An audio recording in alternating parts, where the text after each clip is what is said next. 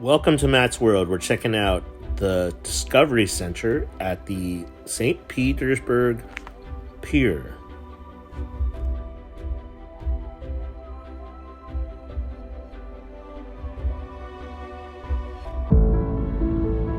Welcome to Matt's World.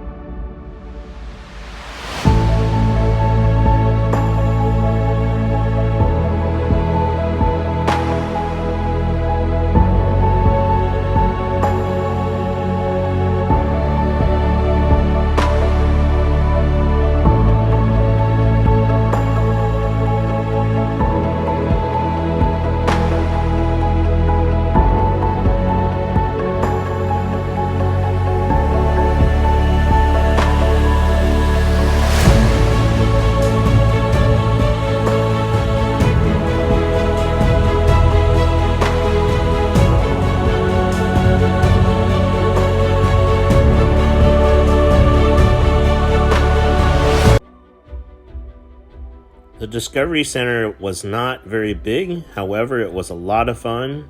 Get to see a lot of sea life and a lot of cool things to learn about.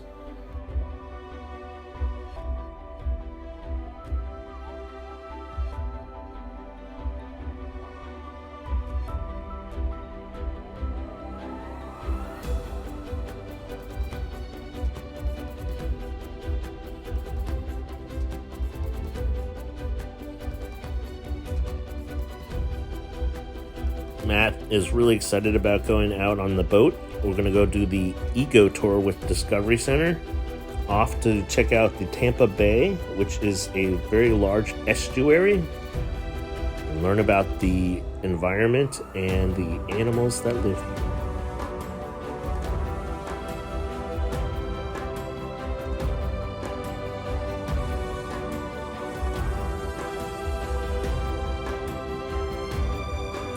They have a really cool statue of an airplane that looks like from the Wright Brothers era. In 1914, St. Pete was the first airport to have a commercial airline from St. Pete to Tampa. It was flown by Tony Janis, and he was actually one of the first pilots to have somebody parachute from an airplane as well. And this is all to help monitor the populations out here in the bay and the overall health of this ecosystem. So it's really important, and our permit helps us to, our permit allows us to do this net poll. You'll see it has those yellow float chains at the top to keep the top open, and then it has what's called a tickle chain on the bottom. It's a scallop-shaped chain that kind of just gently wrestles along the bottom and tickles anything up into the net that might be hanging out on the bottom. So like little crabs, sometimes sand. I'll see you, buddy. I'm gonna get on your head. Alright. Everybody out of there. Oh. Double check the net, make sure nobody else is taking it out.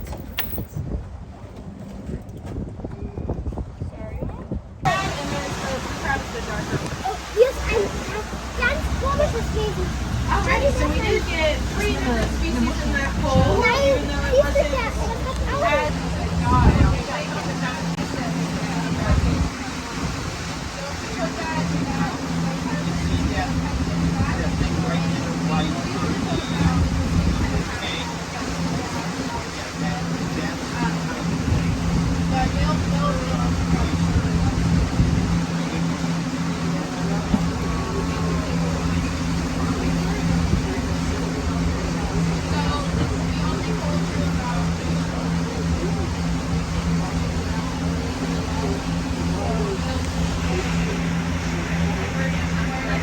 You okay?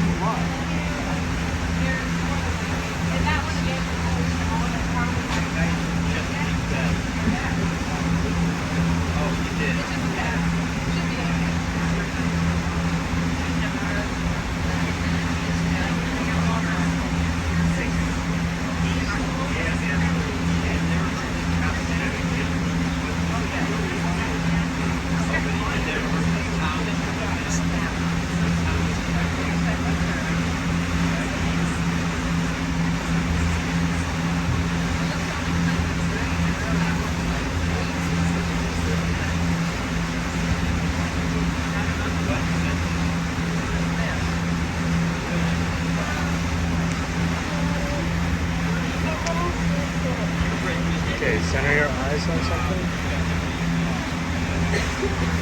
Just focus on that and then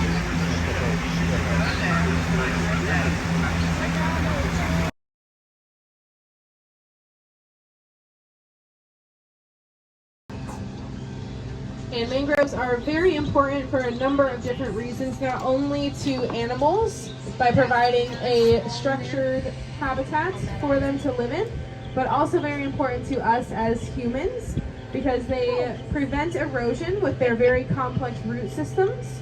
So they'll hold all of that sediment in place to prevent coastlines from washing away or eroding away. And they will also prevent wind and wave damage, so they'll prevent flood damage with those root systems as well, because their roots will help break up that wave action before it makes it farther up the coastline or up the shoreline. So mangroves will do a much better job at protecting your homes and other places that are close to the water than any man-made structure like a seawall or anything like that, just because they are natural barriers to a lot of the elements that come with living right on the water. Dad. So it's actually It's looking at me. Dad. the bird. Yes. So it's actually It's you have to looking have at a me like permit this. to be able to trim them, even if they're on your own property. Just because these trees are so protected in Florida because they are so important. You gotta be kidding So me. they are looking at me. highly regulated. You can get fined.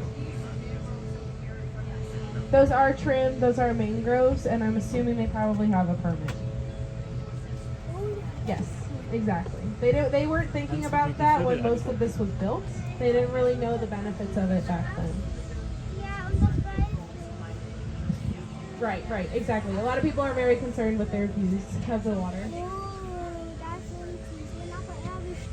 There are a lot of nonprofits that actually will actively plant mangroves. I don't know about people on their personal properties, but I'm not sure.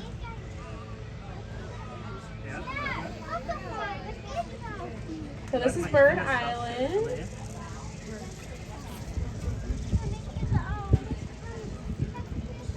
So yeah.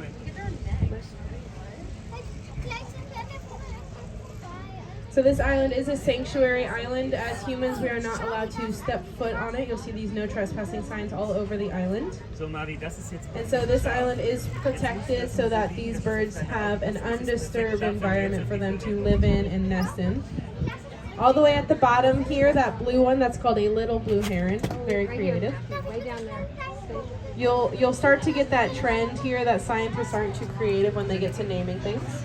A lot of brown pelicans will see more on the other side. There's a bright pink bird that is called a roseate spoonbill.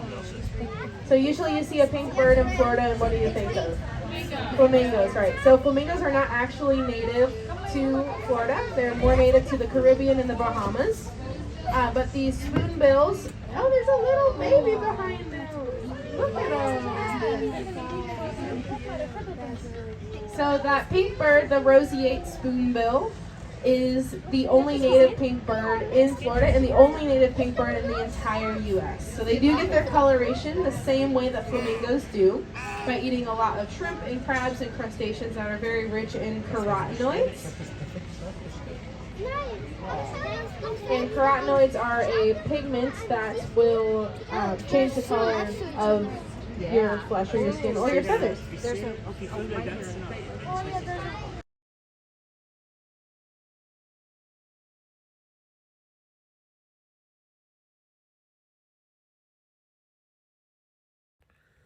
The Eco Tour from the Discovery Center at St. Pete Pier was an amazing time, very informational, educational, and fun for Matthew. He really enjoyed it. So if you go to St. Pete and you head out to the pier, there's a lot to do out there, but the Discovery Center and the Eco Tour was one of the fun things that he enjoyed most about this trip.